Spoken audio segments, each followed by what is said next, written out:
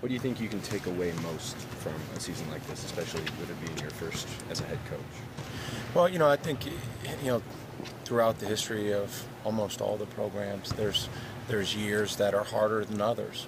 And if you use it the right way, and if you grow from it in the proper way, it can lead to future successes.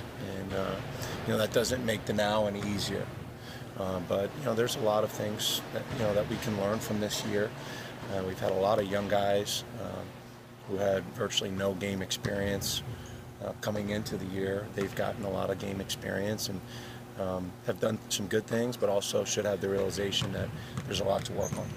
Steve, what do you see out of Luke Fisher as far as playing through the injury, and then sometimes, he's like, I don't want to say the Lone Ranger, but he's one of the few tall guys that you have that goes in there and battles as hard as he can under the glass. Yeah, I think Luke's another guy who's had a really good year, and he's not been 100% all season. And so, but I think he's done some really nice things for us this year. I think one of the things that he's adjusted to is the physicality of the Big East and Big East play, and that's it's a tough adjustment. It's a very physical league, and it's a league dominated by older players, and so we have a lot of young guys who, when we're playing the better teams in our league, are going against guys who've been through the paces 3 and 4 years. And so Luke's had really good moments.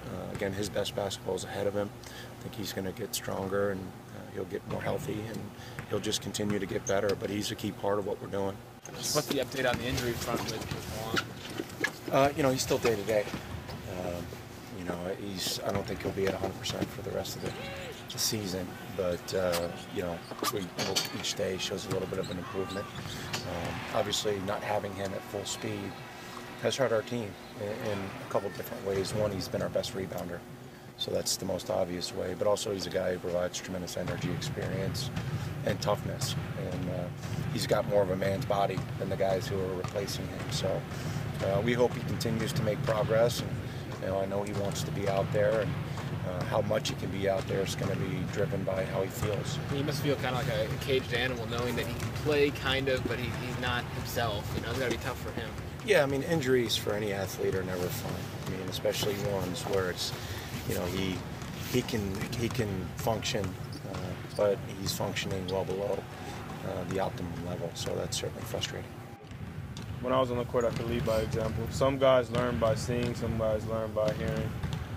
So being on the bench, I just try to be vocal, try to help, do what I can, try to have some type of input. I can't play, so it's not me to just sit around and mope. So I just try to be optimistic and help other guys, talk to them, show them things that I see, find a way to help. We're all competitors. We all live, eat, and breathe basketball. So, we all want to win. We all want to play in the tournament and things like that. We all dream of those things. But like I said, you just have to find the positives and learn, because at this point, I always tell the guys, we can go to New York and win 4 games in a row. I think we're capable of doing that. Is it a long shot? Yes. But are we capable? Yes. We've been in every game. It's just we're young. We don't really know how to win. We've beat ourselves. I think we've beat ourselves. Other people may think otherwise, but like I said, it's a long shot, but it's capable of happening. So just remain optimistic, persevere, and maybe it'll happen.